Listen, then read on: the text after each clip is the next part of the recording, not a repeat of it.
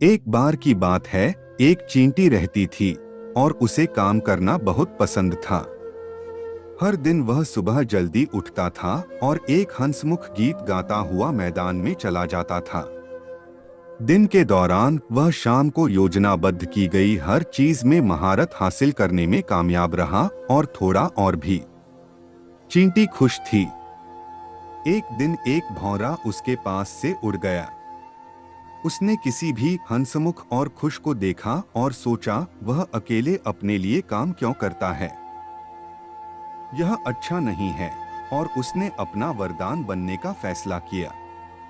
उन्होंने एक कंपनी बनाई जिसमें वे काम करेंगे और खुद को जनरल डायरेक्टर नियुक्त करेंगे।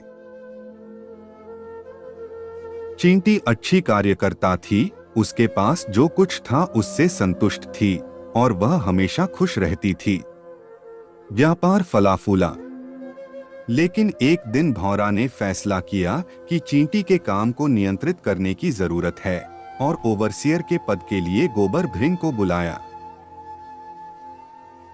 बीटल ने कार्यकर्ता को हर दिन किए गए काम पर रिपोर्ट करने के लिए मजबूर किया और चींटी ने सब कुछ ठीक समय पर किया।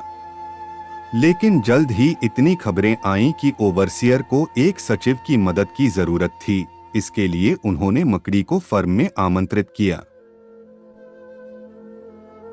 मकड़ी ने दस्तावेजों को छांटा, वितरित और वर्गीकृत किया और इनकमिंग कॉल का जवाब दिया।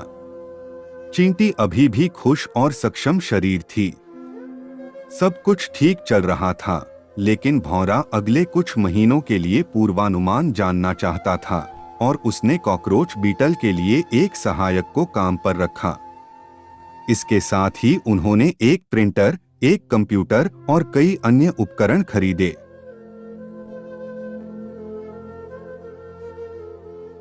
अधिक से अधिक खबरें आने लगीं और बेचारी चींटी, जिसने पहले उसके काम के बारे में शिकायत की थी, अचानक थक गई। बड़ी संख्या में रिपोर्टों के कारण जिन्हें उन्हें समय पर जमा करना था, उनके पास सामान्य रूप से काम करने का समय भी नहीं था। बॉस ने देखा कि उनकी कंपनी का प्रदर्शन खराब हो गया था और उन्हें एहसास हुआ कि कुछ करना होगा।